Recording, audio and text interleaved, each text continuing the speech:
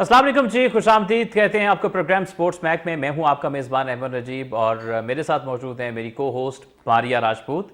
आज मैंने आपको बोलने का मौका नहीं दिया। कोई बात नहीं, चलता है, होता है, दुनिया है। आज हमने कहा थोड़ा सा ट्विस्ट करते हैं, मारिया के साथ थोड़ा सा चेंज करते हैं। अच्छा दोस्तों, वैसे तो बहुत कुछ चल रहा है और खेलों की दुनिया में, लेकिन जिस चीज़ का बुखार चल रहा है वो क्रिकेट है।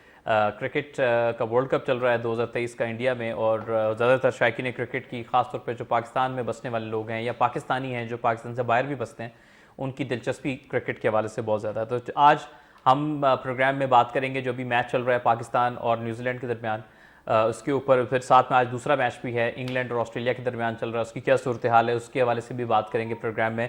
साथ साथ ज़का अशरफ साहब के हवाले से बहुत सारी खबरें चल रही हैं। शाहिद अफरीदी साहब ने क्या बयान दिए, क्या हुआ, उसके हवाले से भी जिक्र करेंगे प्रोग्राम में। ओमान और नेपाल जो हैं वो उन्होंने 2024 के वर्ल्ड कप के लिए क्वालिफाई कर लिया है। 2024 का जो T20 वर्ल्ड कप है उसकी न्यूज़ भी शामिल करेंगे। डोमेस्टिक क्रिकेट में आप मैचेस जारी हैं, जो पाकिस्तान कप चल रहा है उस पर बात करेंगे। और फिर बाबर का जो एक चैट, व्हाट्सएप चैट आउट हुई, काफ़ी वो सोशल मीडिया पे गुफ्तगू का मरकज़ रही, उस पर भी हम बात करेंगे। तो इसके साथ साथ हमारे कॉल का नंबर, क्योंकि कॉल का नंबर बहुत ज़रूरी है, आपके बगैर प्रोग्राम में जो पार्टिसिपेशन होती है ना वो एक अधूरी होती है, तो इसलिए आपका शामिल होना ज़रूरी है। आपको स्क्रीन पे भी नंबर नज़र आ जाएगा, लेकिन मैं ज़ुबानी भी बोल देता हूँ। हमारे कॉल के लिए नंबर है जी 410252। मैं रिपीट करता हूँ उर्दू में 41022252। और अगर आप इस्लामाबाद या रावलपिंडी के बाहर से कॉल करेंगे तो आगाज़ में 051 के कोड का इजाफा करेंगे। तो मैं सीधे चलूँगा मारिया की तरफ और मारिया से पूछूंगा कि मारिया, सबसे पहले हम पाकिस्तान न्यूजीलैंड के मैच की तरफ चलते हैं।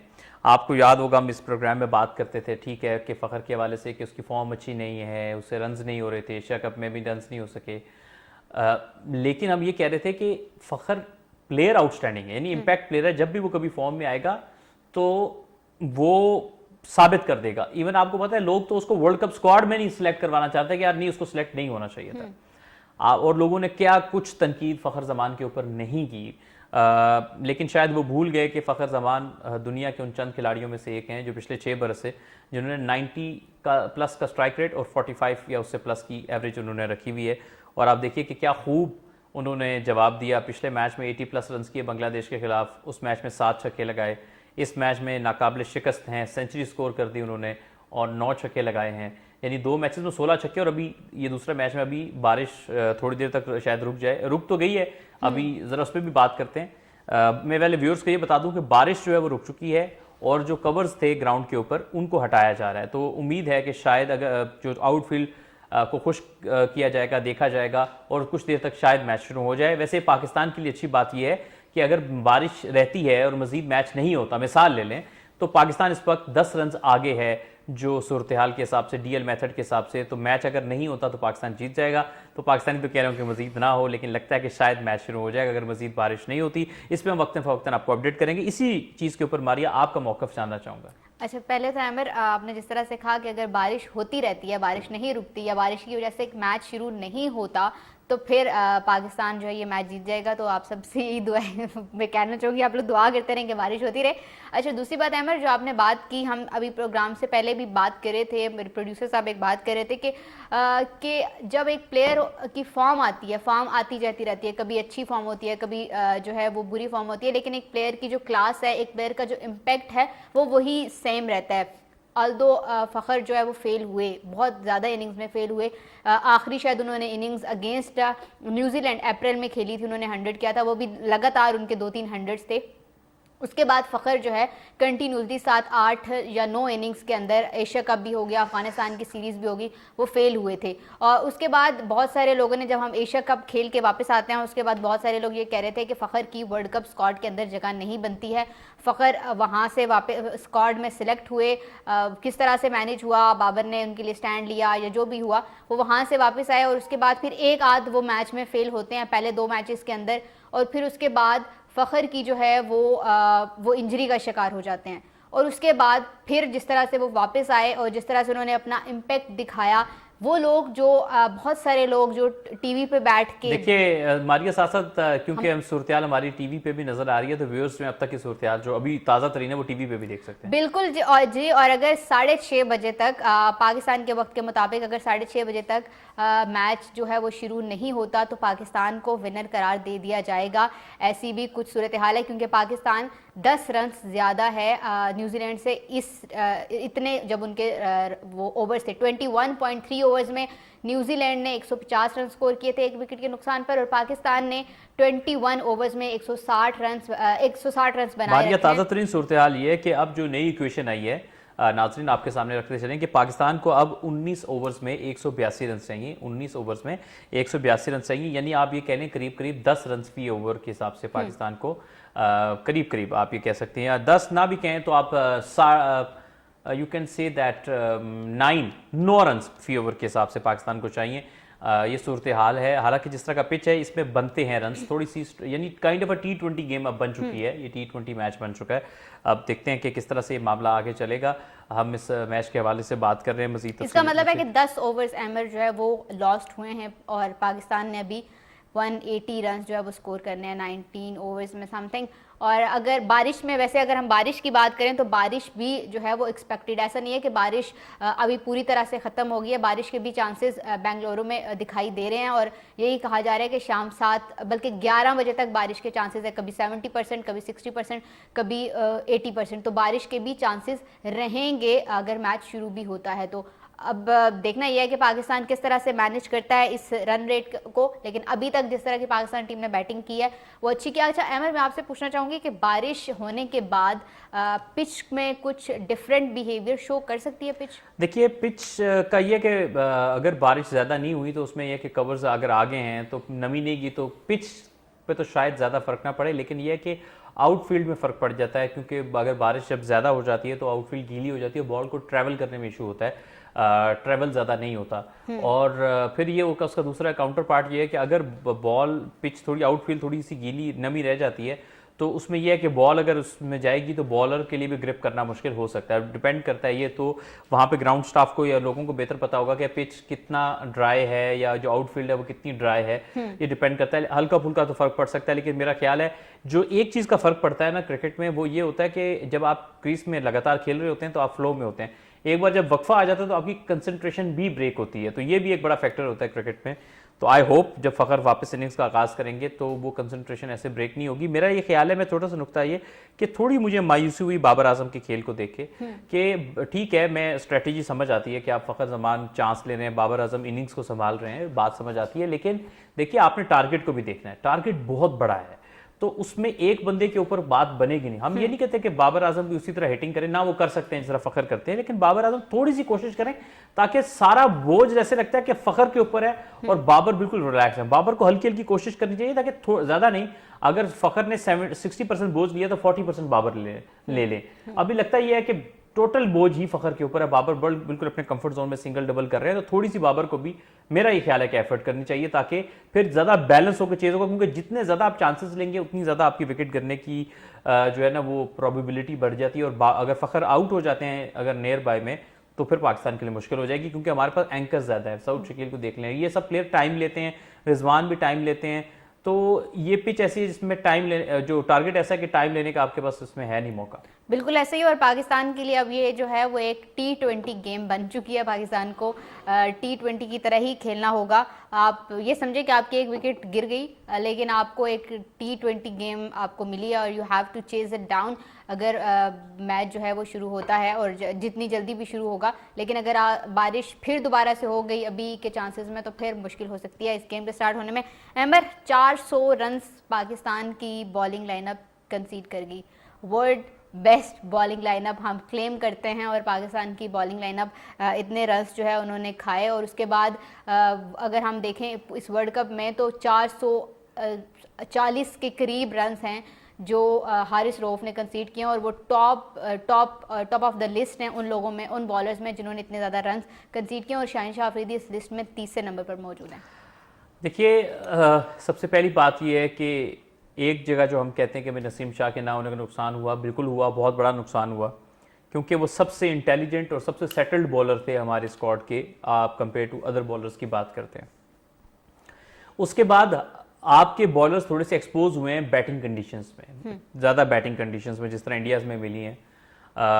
शाहीन शाह अफरीदी की जो एक चीज़ बड़ी अजीब मुझे लगी, लोग के नंबर 1 रैंक हो गए, मुबारक हो आपको शाहीन शाह अफरीदी, लेकिन कुछ मैचेस में अच्छी बॉलिंग भी की, लेकिन एक जो इम्पैक्ट शाहीन शाह अफरीदी का होता था ना, वो इम्पैक्ट नहीं है। आउट किए लेकिन जिस जगह पे आउट करना चाहिए थे बहुत कम, वहां पे नहीं किए, बहुत कम ऐसा हुआ है। अब मुझे बड़ा दुख होता है कि वो शाहीन शाह अफरीदी जो अपना पहला ओवर हाई 140s में किया करता था, वो 130 लो 130s में अपना पहला ओवर कर रहा होता है। इतना ज्यादा उनकी पेस का नीचे आ जाना, यही वजह है कि ऊपर से वो आउट नहीं कर पा रहे। उनकी वो अच्छा गेंद भी करें तो प्लेयर मैनेज कर लेते हैं, ये बहुत बड़ी वजह क्यों है, क्या है, ये तो आपका पाकिस्तान क्रिकेट बोर्ड का जो मेडिकल डिपार्टमेंट है, फिजियो जो है, फिजिकल डिपार्टमेंट है, वो ही बता सकता है। लेकिन बहरहाल ये एक लम्हा फिक्रिया है, इसी वजह से उनको बहुत इजीली मैनेज भी हो रहे हैं, रन्स भी पड़ रहे हैं।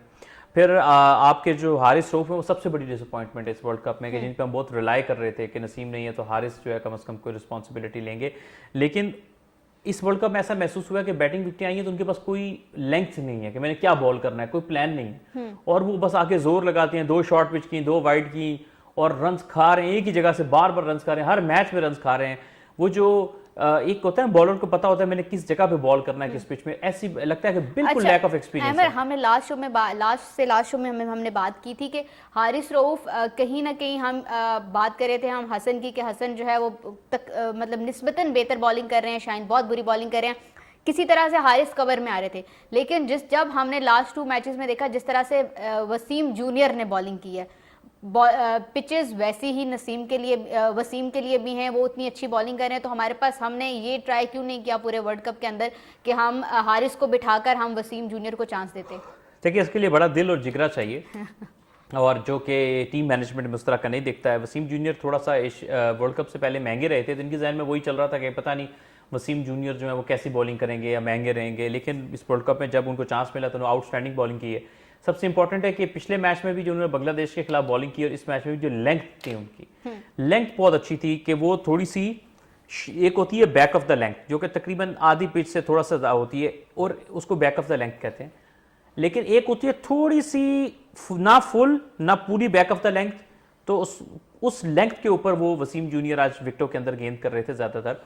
इस लेंथ के ऊपर ये होता है कि कम बैटिंग विकेट पे ये सबसे अच्छी लेंथ होती है, क्योंकि ना इस पे इतनी आसानी से शॉट नहीं लगता, प्लेयर जब मारने जाता है बाउंड्रीज इस तरह की विकेट के ऊपर, और यही वजह हुई है कि उनको बहुत कम बाउंड्रीज लगी है। उन्होंने सबसे अच्छी बॉलिंग की है इस पिच में। 60 रन अगर कोई बॉलर दे रहा है तो वो बहुत अच्छी बॉलिंग कर रहा है जिस तरह का पिच है। अच्छा अहमर, ऐसी क्या चीज़ है कि वसीम जूनियर को समझ आ रही है बॉलिंग करते हैं और हमारे जो सीनियर प्रोज हैं शाहीन और हारिस, उनको वो चीज़ समझ नहीं आ रही जो वसीम जिस तरह से बॉलिंग कर रहा है कि किस तरह से मुझे इस पिच पे किस तरह से बॉलिंग करनी है, हारिस और शाहीन को वो चीज़ क्यों नहीं समझ आ रही? असल में ये विकेट टेकिंग बॉलर हैं और इन दोनों का माइंड इस तरह का है कि इनको दूसरा को प्लान समझ ही नहीं आता।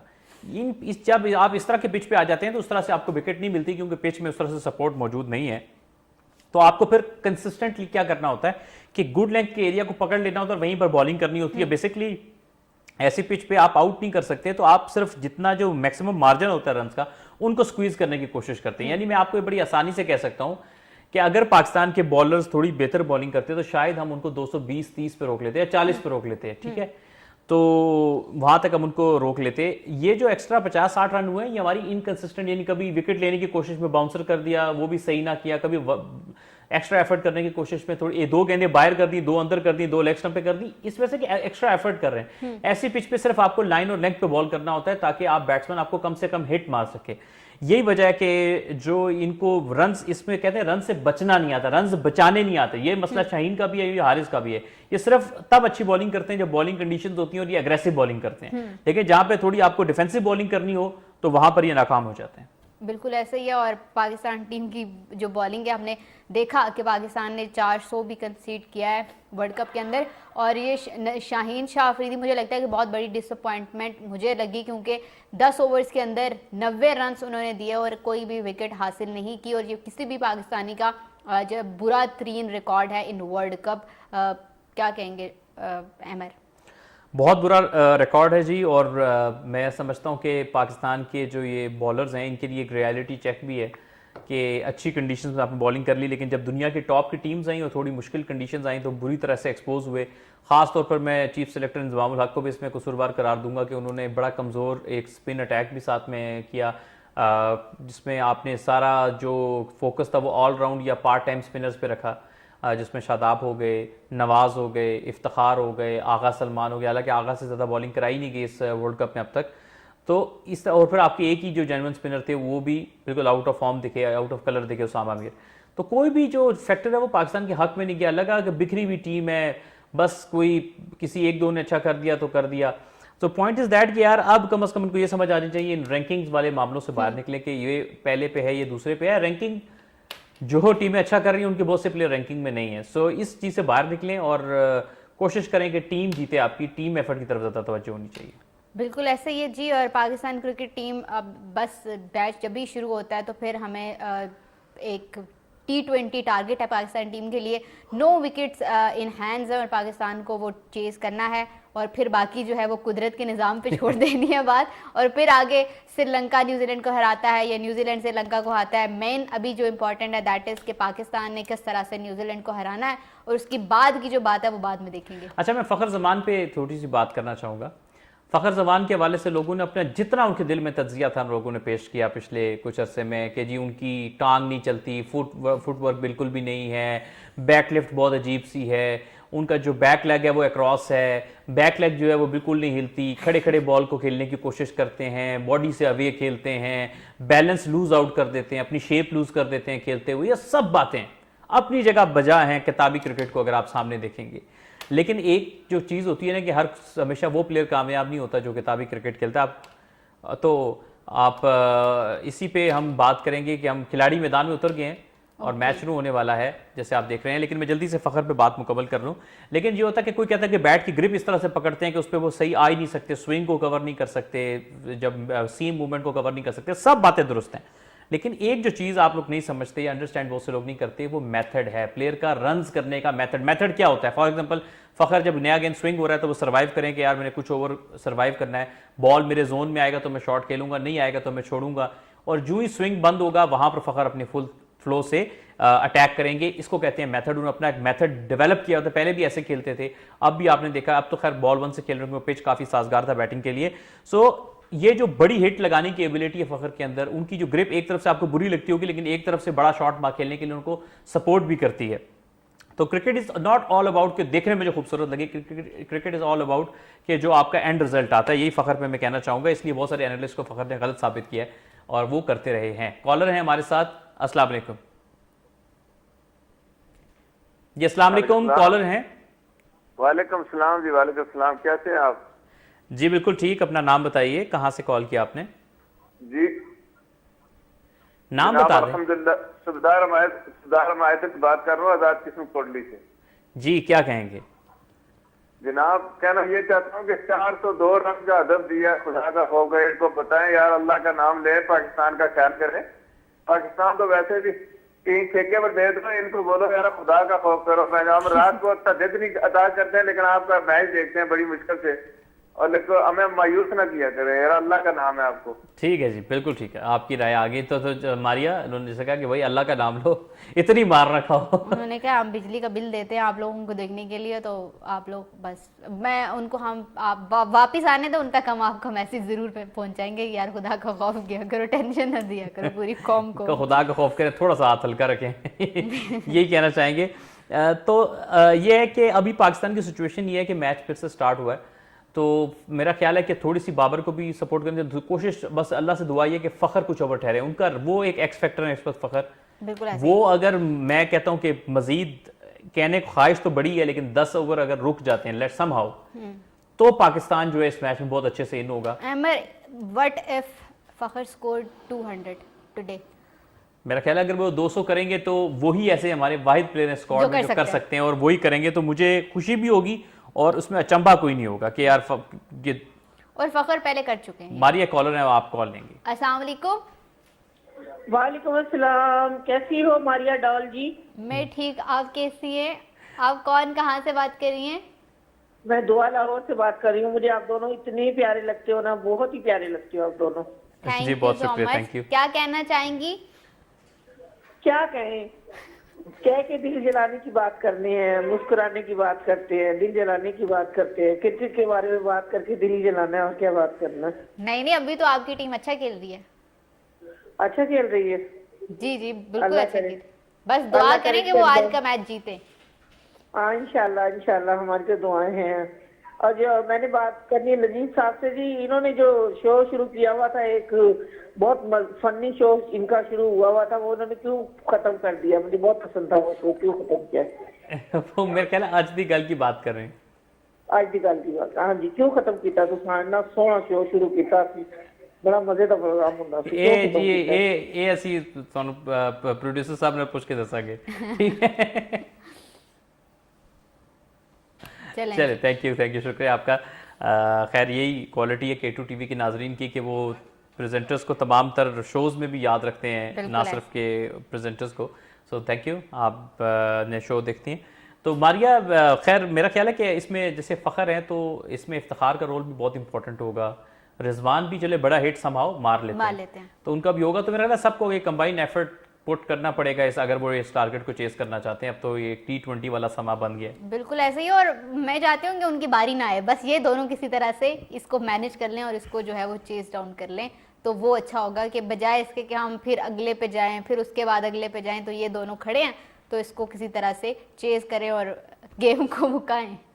मुकाना चाहिए जी गेम को। अब मेरा ख्याल है पीछे कुछ रह नहीं गया, और जिस हद तक वो जाके इस मैच को आगे लेके जा सकते हैं। फाइट ही है जी, लेकिन ये कि ओवरऑल आई थिंक बाबर को थोड़ी सी अपनी गेयर तेज करनी चाहिए, क्योंकि दोनों कोशिश करेंगे तो ये रन रेट मेंटेन होगा, वरना मारिया मुश्किल हो जाएगी। बिल्कुल ऐसे ही अमर, क्योंकि जैसे हमने पहले भी कहा कि बारिश के चांसेस वहाँ पर मौजूद हैं, और रात 11 बजे तक बारिश के चांसेस वहाँ पे मौजूद है। कभी 60%, कभी 70%, कभी 40% बारिश रहेगी। तो पाकिस्तान क्रिकेट टीम को या हमारे बैट्समैन को जो वो रन रेट है उसको मैनेज करना है, क्योंकि बारिश किसी भी वक्त दोबारा से शुरू हो सकती है। जी हाँ, बारिश किसी वक्त भी वापस शुरू हो सकती है। और अच्छी खबर मैदान से यह है कि बाबर आजम ने 2 चौके लगा दिए ईस्ट सऊदी को, और बाबर आजम ने भी लगता है कि कोई हमारी बातें उन तक डायरेक्ट पहुंच रही हैं। उन्होंने कुछ ख्याल किया है कि भाई अब मुझे भी रन्स करने हैं, और ये अच्छी बात है कि फ़ख्र से भी थोड़ा प्रेशर झटेगा, थोड़ा रन्स भी पाकिस्तान को इस रफ्तार से बना रहे हैं। और अच्छी बात यह कि रिस्क फ्री दोनों शॉट्स खेले। मैं यही कहता हूँ कि बाबर के पास एबिलिटी है, वो रिस्क फ्री शॉट खेल सकते, wrong the carpet, grounded shot, single double लेके कुछ ग्राउंडेड शॉट्स खेल के उसके पास वो सलाहियत है। थोड़ा सा उसको फ़ख्र का साथ देना चाहिए, सेफ जगह पे शॉट खेले जहाँ फील्डर नहीं है। सो मेरा ख्याल है कि बाबर को ये वक्तन फ़वक्तन जो है वो करना चाहिए। अच्छा अमर, अगर पाकिस्तान आज मैच जीत भी जाता है, फ़ख्र और बाबर किसी तरह से मैनेज कर लेते हैं, दोनों अच्छा स्कोर कर लेते हैं, तो फिर उन पैनल्स का क्या होगा जहां पे पूरा पूरा पैनल बैठा हुआ है और ये दुआ कर रहा है कि पाकिस्तान हारे और उनको मौका मिले पाकिस्तान टीम को क्रिटिसाइज करने का, पाकिस्तान टीम के बैट्समैन को क्रिटिसाइज करने का। वो फिर आपने अक्सर बात सुनी है, पैनल खराब हो गया जी, चेंज कर दें। तो फिर वैसा ही होगा कि मैं मोबाइल के पैनल की बात कर रहा हूँ कि यार पैनल खराब हो गया जी, पैनल चेंज कर दें, फिर ऐसा ही होगा। तो मेरा ख्याल है कि ठीक है, तनकीद जायज़, तनकीद करना, तामीरी तनकीद करना आपका हक है, लेकिन ये कि आप एक जिद लगा लेंगे पाकिस्तान हारे तो हमें मौका मिले, तो ये मुनासिब नहीं है। खैर इस वक्त हमने एक ब्रेक की तरफ चलना है, ब्रेक की तरफ चलते हैं, लौट के आते हैं तो फिर गुफ्तगू करते हैं। वेलकम बैक जी, आप देख रहे हैं प्रोग्राम स्पोर्ट्स मैग में, आपका मेज़बान अहमद नजीब, मेरे साथ मौजूद है मारिया राजपूत। पाकिस्तान की सूरत से बात कर रहे हैं, जो 108 रन पाकिस्तान को चाहिए, 108 गेंदों पे 170 रन चाहिए, करीब 10 फी ओवर के हिसाब से चाहिए। पिछले ओवर में 10 रन हासिल कर लिए थे, और पिछले ओवर में ईस्ट सऊदी गेंद कर रहे थे, 2 चौके बाबर आजम ने लगाए थे, लेकिन हर ओवर में 1 या 2 बाउंड्रीज पाकिस्तान को लगाना पड़ेंगी। तो देखते हैं कि किस हद तक ये, कितनी देर तक ये मामला चलता रहेगा। लेकिन बाबर को थोड़े अपने हाथ जो हैं वो खुले रखने होंगे, फ़ख्र को थोड़ा सपोर्ट करना होगा। मारिया बिल्कुल आपने सही कहा, और बाबर को मैं वही कह रही हूँ, अमर ने कहा ना हर ओवर में हमें 10 रन, तो मैं माइंड में सोच रही थी यार किसी में 20 ओवर, किसी में 20 रन भी लग सकते हैं, अगले में 1 5 6 भी लग सकते हैं। तो ये हमको जो है वो मैनेज करना है किसी तरह से, 10 रन पर ओवर, तब ही पाकिस्तान ये रन जो है वो चेज कर सकता है। बिल्कुल जी, पाकिस्तान ये चेज़ कर सकता है, और बाबर आजम जो है वो इस वक्त खेल रहे हैं। देखते हैं कि कब तक है। अब देखा है कि न्यूजीलैंड के बॉलर्स जो है वो थोड़ा T20 स्टाइल को समझ के बॉलिंग कर रहे हैं, कटर कर रहे हैं, उनको भी नज़र आ गया कि अब बैट्समैन हिट कर, वो ट्रिकी और अच्छे स्पिनर हैं, उनको देख के बोल्ट हैं जो उनके थोड़े ज़्यादा अच्छे बॉलर हैं, इनको मैं पिक एंड चूज़ करके बाकी जो उनके फास्ट बॉलर्स हैं या बॉलिंग है उनको उस तरह से हिट करना चाहिए उनको, और उनके ऊपर कसर पूरी करनी चाहिए। बाबर आजम ने भी एक बॉल पहले कोशिश की, लेकिन वो रायगा के हवाई फायर किया उन्होंने। बस उनको कहें बस ग्राउंड शॉट लगाएं, कोई आपको इतनी ज्यादा कोशिश फिलहाल करने की जरूरत नहीं है, you have to stay on the wicket. अच्छा मारिया, अब क्या करें, मतलब हम क्या करें कि यार सारे बॉलर आजमा लिए, एक अदद को छोड़ के सब इतनी मार खाते हैं। अच्छा हमें ना जो टीम में नहीं होता वो प्लेयर सबसे अच्छा लगता है, इतनी मार खाई उसामा मीर ने, अभी सारे आज ये कह रहे थे कि यार उसामा मीर को होना चाहिए, तो उसामा मीर को होना चाहिए, तो मैं अगर वही वो देखी। होता और वो उसी तरह रन देता फिर कहते हैं कि नहीं यार आज नवाज को होना चाहिए। हाँ, और फिर नवाज फिर होता तो फिर नवाज अगर रन खाता तो फिर कहते क्या क्या के बाबर ने, तू मेरा विनर है, तू मेरा मैच विनर है, इसको हटाता नहीं है, ये क्लब लेवल मतलब हमारी जो हम लोग हैं ना, हम क्रिकेट फैंस हैं, हम क्रिकेट फैन हो बात करें तो वो और डिफरेंट बात है हमें, लेकिन जो क्रिकेट एक्सपर्ट भी है ना वो भी यही बातें करते हैं बाजों का। असल में ये वाली बातें होती है ना, ये तू मेरा मैच विनर है, इस तरह की बात नोट करके, ये वो लोग होते हैं जो बस अपना एनालिसिस नहीं करते, गुस्सा निकाल रहे होते हैं, बस अपना वो हम जिसको देसी अल्फाज में साड़ कहते हैं ना, अपना साड़ निकाल रहे होते हैं। तो आई थिंक एक बीइंग एन एनालिस्ट, चलो आम आवाम से मैं इतना एक्सपेक्ट नहीं करता, लेकिन जो बीइंग एन एनालिस्ट जो है, अगर आप बैठे हैं, आप एक्स क्रिकेटर हैं, तो मेरा ख्याल है कि आपको थोड़ा सा थोड़ा ये आसान हो जाएगी, ये जो सफर है ये आसान हो जाएगा, साथ साथ ऑक्सीजन मिलती रहेगी। बिल्कुल ऐसा ही है, और बाबर हमारी लग रहा है हमारी जो बातें हैं ना अमर, वो डायरेक्ट बाबर तक पहुंच रही है किसी तरह से, कि हम जो कह रहे हैं वो करता जा रहा है, लेकिन हम ये भी कह रहे हैं कि आपने आउट नहीं होना और आपने ये चेस करना है, और फखर को भी बता दें कि आपने ये चेस करना है। लेकिन अमर बात मैं वही करी थी कि 2021 का वर्ल्ड कप था, और जब हसन अली से वो कैच ड्रॉप होता है, उस कैच ड्रॉप के बाद भी बाबर ने इसी तरह की जो है वो गार्डन हो रहा है, और मैं वही चेक कर रही हूँ कि कितने छक्कों वाली जो वो बात है, कितने छक्के कैसे लगे हैं, वो किसी तरह से मिल जाए हमें कि इस वर्ल्ड कप के अंदर एक मैच में कितने। सफर लंबा है, लेकिन अगर पाकिस्तान ये टारगेट चेस कर लेता है तो मेरा ख्याल है कि ये पाकिस्तान की वर्ल्ड कप की तारीख का सबसे बेहतरीन चेस होगा, बहुत बड़ा चेस होगा, क्योंकि इतना बड़ा चेस करना वर्ल्ड कप में इतना आसान नहीं होता। श्रीलंका के खिलाफ हमने 345 वर्ल्ड कप में चेस किया, लेकिन उन 300 वो उनकी बॉलिंग इतनी मजबूत नहीं थी जितनी न्यूजीलैंड की उनके मुकाबले में। फिर जो इस मैच का प्रेशर, फिर जिस तरह 400 दे के अपने आप को उठा के रखना, ये जो 1999 के वर्ल्ड कप का सेमीफाइनल था, स्टिल रिमेंबर दिया था, तो पाकिस्तान ने वो एक विकेट पे चेस किया था, और उसमें सईद अनवर साहब ने सेंचुरी की थी, वजाहतुल्लाह वास्ती के साथ खड़े रहते। आई थिंक उनकी सेंचुरी शायद नहीं हुई थी, आई थिंक वजाहतुल्लाह वास्ती की नहीं हुई थी, लेकिन सईद अनवर साहब ने सेंचुरी की थी, और एक विकेट के नुकसान पे पाकिस्तान ने वो सेमीफाइनल चेस कर लिया था। तो अल्लाह करे आज भी ऐसा ही हो, एक तरफ बाबर खड़े हो, एक तरफ फखर खड़े हो, और न्यूजीलैंड के बैट्समैन जो हैं या बॉलर जो हैं वो गिरे पड़े हों। बिल्कुल ऐसा ही है। और देखिए मुश्किलें आन पड़ी इतनी कि आसान हो गई कि बारिश आ गई एक बार फिर से, बारिश के से आंख मचोली का सिलसिला जारी है दोस्तों, बारिश आ गई एक बार फिर से। सो अब आप हमारी स्क्रीन पर देख रहे हैं मनाजिर के, ये आप समझिए, ये ना समझिएगा कि ये कोई गांव में तरपाल आ रहा है, बल्कि ये कवर्स हैं जो कि पिच को कवर करने के लिए आ रहे हैं ताकि वो एरिया सेफ रहे। और इसके हवाले से अब अगली कैलकुलेशन क्या होगी, क्या मामलात होंगे, जब तक हमारा प्रोग्राम चल रहा है इसमें हम आपको जरूर जो अपडेट्स हमारे पास ऑफिशियल आती रहेंगी हम आपके साथ शेयर करते रहेंगे। अमर, अगर मैच का जो पहले कॉल ऑफ टाइम था कि अगर 6:30 तक मैच शुरू नहीं होता तो पाकिस्तान वो हो जाएगा, तो अभी भी लास्ट टाइम 6:30 होगा। सच्ची जो बताऊं तो मैं इन कैलकुलेशंस में हमेशा से इतना अच्छा नहीं रहा, क्योंकि आप इस बात से अंदाजा लगा सकती हैं कि या तो मेरा जिंदगी में अच्छी बड़ी क्लास में जाके मैथ फेल हुआ है, या मैं बामुश्किल पास हुआ हूँ मैथ्स में। तो इससे आप अंदाजा लगा सकती हैं कि जहां पे थोड़ी कैलकुलेशन आ जाए तो उसमें मैं वो आखिरी बंदा होना चाहिए जिस पे आप ये चीज़ पूछेंगी। मैं हमेशा ऑफिशियल सोर्स का इंतजार करता हूँ कि हमारे बड़े ज़बरदस्त स्टैटिस्टिशियन है मज़हर अरशद, उनकी कोई ट्वीट आ जाए और या फिर कोई और ऑफिशियली शेयर कर दे, तो उस इंफॉर्मेशन का हम सहारा लेते हैं कि हमें बता दे।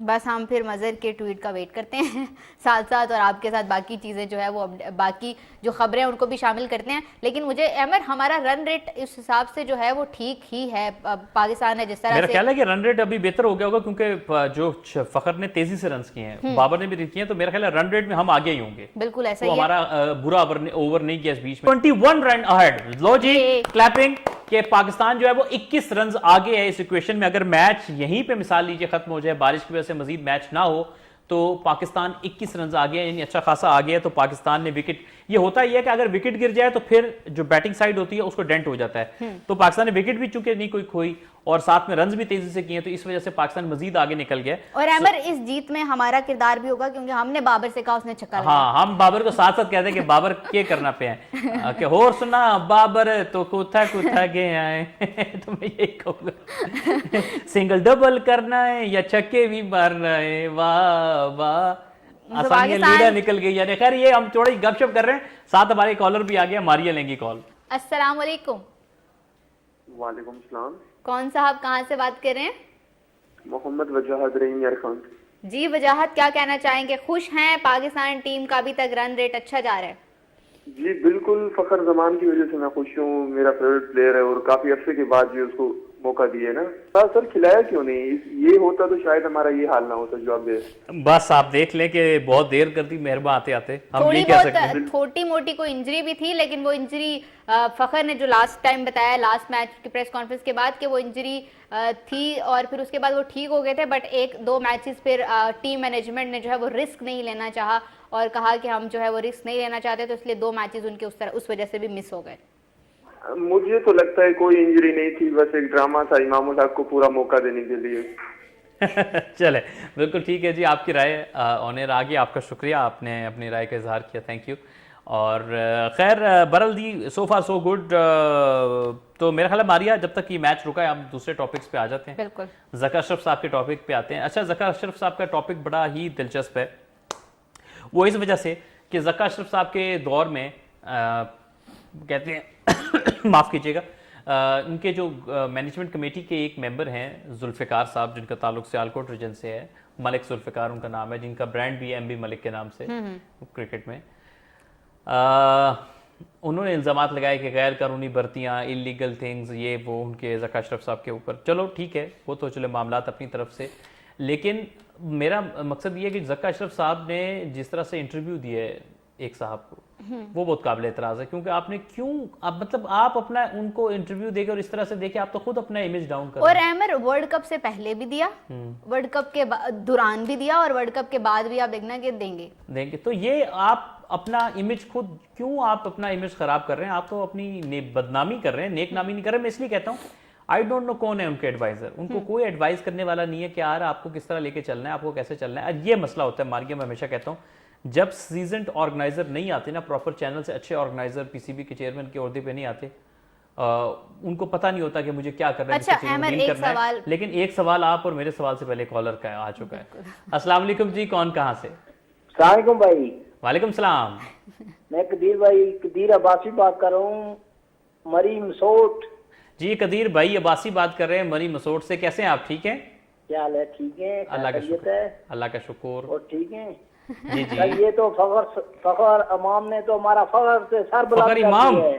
फखर जी फखर साहब ने। अच्छा, क्या कोई तोहफे का ऐलान करते हैं उनके लिए? कोई क्या करें? मरी से कोई सौगात भेज कोई दे, सौगात, कोई फ्रूट का ऐलान कर दे, 2 किलो फ्रूट का। सुना तो कॉल गई।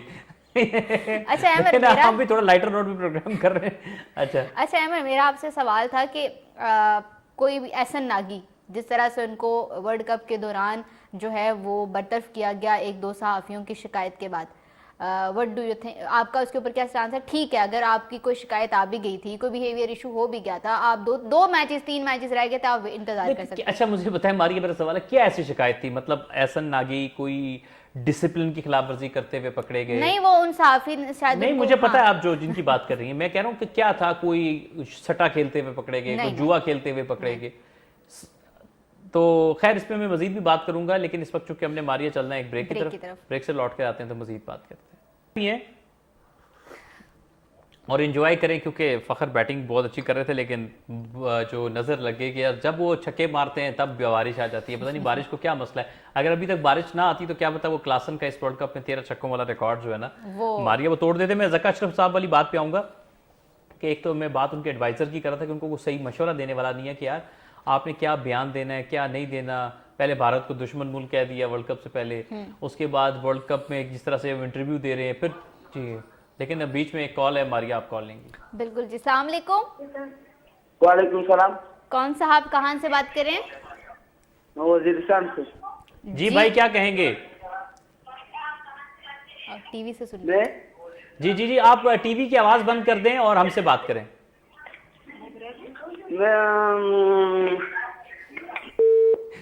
मैं समझा कोई जायका ले रहे थे किसी चीज का। मैं वो चाय, वो साथ में चाय पी रहे थे, आपने कहा ना लस्सी चाय पीने। तो जितनी देर में उन्होंने जायका लिया किसी चीज का, इतनी देर में उनकी कॉल ड्रॉप हो गई। लेकिन असल में कॉल बड़े दूर से थी, वजीरिस्तान से कॉल आई थी। लेकिन चलें, आई होप आप वापस कोशिश करेंगे। तो खैर हम जका साहब की बात करें। हम ज़का अशरफ साहब की बात करें तो आई थिंक उनको इससे अवॉइड करना चाहिए। और मैं साथ ही ज़का अशरफ साहब के इन बयान से कि यार इस तरह के लोगों से दूर रहें, जितना भी टेन्योर है। खबर ये है दोस्तों के जो पाकिस्तान के इस वक्त केयर टेकर प्राइम मिनिस्टर हैं काकड़ साहब, अनवारुल हक काकड़ साहब, अगर मैं उनका नाम में गलत नहीं ले रहा हूँ तो, उन्होंने एक इंटरव्यू में एक निजी टीवी चैनल को देते हुए उन्होंने एक सवाल के जवाब में कहा कि हम वर्ल्ड कप तक कोई फैसला नहीं करेंगे, वर्ल्ड कप तक ज़का साहब ही मैनेजमेंट कमेटी के चेयरमैन रहेंगे, लेकिन वर्ल्ड कप के बाद इस हवाले से हम फैसला करेंगे। अच्छा अहमद, मैं एक चीज़ ऐड बीच में कर दूं, बट काकर साहब जो हैं वो सिर्फ वर्ल्ड कप का एंड होने का इंतजार कर रहे हैं। अदरवाइज हमने उनके बारे में जितना पढ़ा है या देखा है, he is a cricket fan और ही इज़ वेरी एंग्री कि बाबर आजम की जो वो चैट जो है वो जिस उसके कंसेंट के बगैर जो रिलीज हुई है, he is very angry on this specific issue as well. नहीं, ये बहुत ही, अब मैं चैट वाले टॉपिक पे आता हूँ।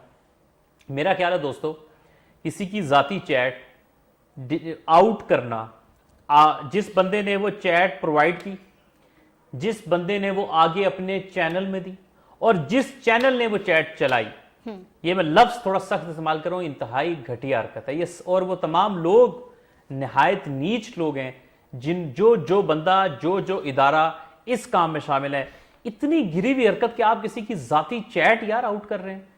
आप मैदान में खेल पे बात करें, खेल पे स्ट्रैटेजी पे बात करें, गेम के ऊपर बात करें, उस पे आप तनकीद करें, बात समझ आती है। आपकी टीम वहां पर वर्ल्ड कप खेल रही है, आप इस तरह की नीच हरकतें कर रहे हैं और इसमें सारा कसूरवार, माफ कीजिएगा, मैं पाकिस्तान के साबिक वजीर आज़म को इसलिए करार दूंगा क्योंकि उसकी वजह यह है कि आपने एक सेट सिस्टम में आपने जबरदस्ती से एक चेंज किया, आपने सेट पीसीबी के चेयरमैन को हटाया, आप मैनेजमेंट कमेटी लेकर आए और उस जब से आपने ये हरकत की तब से पीसीबी जैसा भी था, मैं नहीं कहता उस वक्त बहुत अच्छा था, लेकिन उससे कई कदम पीछे ही गया हर मामले में, किसी का मामले में आगे नहीं गया। आपने एक सेटल चीजें, यार वर्ल्ड कप का साल था, आपको क्या ऐसी ऑफर पड़ी थी? तो जब तक हमारे पीसीबी के आइन में तब्दीली नहीं होती, जब तक पेटर्न इन चीफ हमारे रिस्पेक्टेबल जो भी जब वक्त के प्राइम मिनिस्टर होंगे, तब तक हमें, क्योंकि हमें पता है ये सियासी इन्फ्लुएंस बहुत होता है क्रिकेट में, तो तब तक ये मसले मसाइल रहेंगे, पहले भी रहे थे, अब भी हैं और आगे भी रहेंगे। बिल्कुल ऐसे आप देखें कि इतनी ज्यादा मारा मारी है, इतनी ज्यादा प्रॉब्लम्स है हमारी क्रिकेट में कि यार दुनिया हंसती है हम पे। दुनिया ने आपके सामने माइकल वॉन हो गए, बाकी लोग हो गए, वो हंस रहे थे, उनके यहाँ तो तसव्वुर भी ऐसी बातों का नहीं है कि क्या है इनकी, वो तो सर्कस कहते हैं हमारी क्रिकेट और वो माइकल वॉन की आपने बात की, वो तो कहते हैं कि 2 दिन हो गए, ही वाज लाइक टॉन्टिंग के 2 दिन हो गए पाकिस्तान के क्रिकेट में से किसी ने रेजिग्नेशन नहीं दिया। तो इतना मजाक यार, आप हमारी क्रिकेट का क्या बना दिया, आप लोगों ने क्या बना दिया हमारी क्रिकेट को। लोग हंसते हैं कि यार ये एक क्रिकेट बोर्ड नहीं, एक सर्कस है। अहमद, अब पाकिस्तान क्रिकेट टीम के प्लेयर्स, पाकिस्तान के कप्तान के साथ आपने ये किया है, क्या हमारे टीम के प्लेयर्स उस सीओओ के साथ, उसके साथ उनका ट्रस्ट वही रहेगा? वो उससे बात कर पाएंगे? खुल के नहीं कर पाएंगे, बिकॉज दे नो कि अब उनकी जो चैट है, उनकी जो बात है, वो कोई भी पब्लिक कर सकता है। मैं समझता हूँ ये बात इतनी छोटी नहीं है। बाबर आजम को पाकिस्तान से वापस आकर मामला अदालत में लेके जाना चाहिए, सीधा कटहरे में लेके जाना चाहिए। ऐसी बात नहीं, ये छोटी बात नहीं है। एक साइबर क्राइम, आपने पाकिस्तान के वक्त के कप्तान की चैट आउट की है और पूरी दुनिया के सामने पाकिस्तान का नाम नीचा किया है, आपने पाकिस्तान का नाम खराब किया है। और देखिए मुझे साथ में जो है ना कॉल भी आ गई, कॉल आ गई, ज़का अशरफ साहब की कॉल होगी क्योंकि आजकल वो कॉल्स करते हैं ना। अच्छा, खैर मैं कहने का मकसद ये है कि आपने पाकिस्तान के वक्त के कप्तान की चैट आउट की है, तो मैं समझता हूं कि यहाँ पे छोटी छोटी बातों के ऊपर जो है वो लोग अदालतों में चले जाते हैं। तो मैं समझता हूं बाबर आजम को लाजमी अदालत में उस इदारे को भी, उस चैट आउट करने वाले को भी और उस सहाफी को भी, सब जो भी इस प्रोसेस में शामिल, उस चैनल को भी जिन्होंने अपॉलॉजी बस उन्होंने एक जिसे कहते हैं, क्यों ऐसी अपॉलॉजी एक्सेप्ट नहीं है? उनको हरजाने का दावा किया जाए और हरजाना ऐसा नहीं कि बस कह दिया, तो उनको होना चाहिए और उस पर सजा, सख्त सजा होनी चाहिए, ताकि हमारे मुल्क में ये गलत जो सहाफत की आड़ में लोग अपनी ब्लैकमेलिंग करते हैं और मीडिया की आड़ में जो बुरा एक एग्जाम्पल सेट करते हैं और बाद में जो एक बड़े रिनाउंड एक एंकर पर्सन है जो जितनी मर्जी अपनी वो दलील देने, अच्छा बनने की कोशिश करते हैं, जो रमजान ट्रांसमिशंस भी बड़ी करते हैं। सर आपका असली चेहरा कि आप लोग कैसे हैं वो आपका लोगों के सामने आ गया, क्योंकि आप अच्छे होते हैं ना, आपने कितनी ट्रांसमिशन की, you are that much experience कि आप कहते हैं कि यार नहीं भाई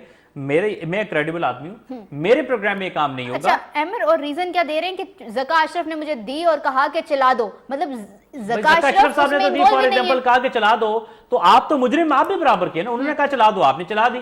both are equally criminal in that regard. Zaka Ashraf तो उस चैट में इन्वॉल्व ही नहीं है, वो सलमान और सलमान नसीर जो सीईओ पीसीबी हैं और साथ में बाबर आजम की चैट है, उन दोनों का कंसेंट इंपॉर्टेंट था, ज़का अशरफ का कंसेंट इंपॉर्टेंट नहीं था। मुझे तो अब ये लगता है आमिर के बाकायदा बाबर को फोन किया गया और कहा गया कि मैं आप तुम्हें ये पूछने लगा हूं और तुमने आगे से ये कहना है कि भाई मुझे कॉल नहीं की, लेकिन किसी ने राशिद लतीफ की वो स्टेटमेंट नहीं सुनी। राशिद भाई ने कहा था कि बाबर आजम ने मैसेजेस किए, बाबर 2 दिन से मैसेजेस कर रहा है और उसके मैसेजेस का जवाब नहीं दिया गया।